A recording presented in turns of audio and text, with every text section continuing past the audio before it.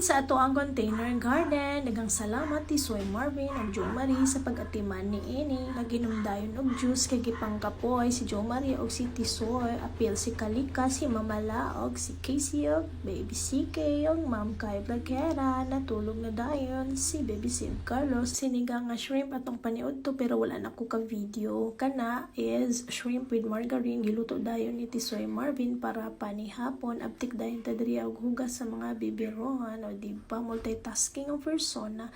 Kanya ato na dayong ilunod ang atong bedsheet sa washing machine with sabon patuyok-tuyok nato nya balikan na pud nato dayon kay nagpa selfie pa man si Kalika Blagera.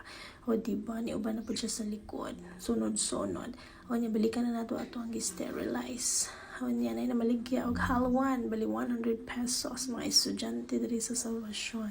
So man na siya happy dugay na pud ko wala kakaon og halwan, wala pa ni siya naluto hantod karon. So mara na siya og tulo ka adlaw wa pa naluto. And then diha dayon tabunan sa nato kay murag hapit na nako ma-feel nga mumata na si Baby Sib Carlos. Dapat kita mag-inaptik, di ba multitasking is life with Ate Kalika or baby Ate Casey. Baby na ate pa. So na siya manghalay na dayon ta. Before ko nang halay, nanilhigsa ko sa mga daghan kayong dahon sa kilid. O di ba? Nana po nung tatay makeover ka ng kilid sa tong balay. Kana bitaw nga ay pintura. Lamigin na siya hinluan and then i-makeover. Pero need pa na siya gahinan og panahon, oras og kwarta. Charis.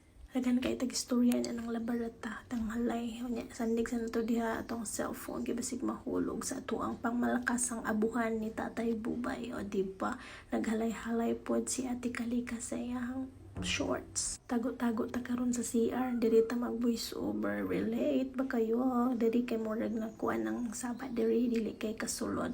Pero sa pagyapon kini nagpa-sound sa silingan kamot gyud ta og voice over ani kay wala na daghan na kayo ang video sa ako ang cellphone. O di ba mo surrender na gyud ang storage, ang memories. Salamat kayo Ate Kalika kay mo kong gitabangan na madugay ang halay. Chares, joke lang. Thank you so much Ate Kalika, Cedri. O diba, ana siya, I will help you mama na may nahulog. Anak ko hugasi dito sa palanggana. Anak ko kabalo ka maghugas Ate Kalika. Yes mama. Naana po taaning pa flower kay strict be kayo si Sir Meta. Diba, maklaro diha ang atong mga tinaguan. O diba, tabunan gid nato.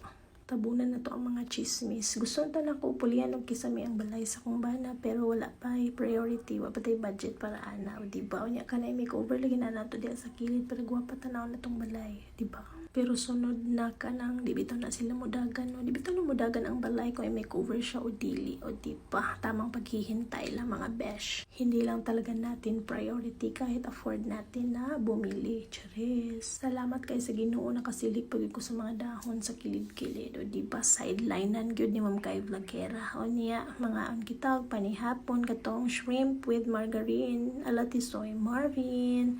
And then ato naging pagkaunan si Baby Sib Carlos. Ako ra ni Bao. Salamat sa pagtanaw.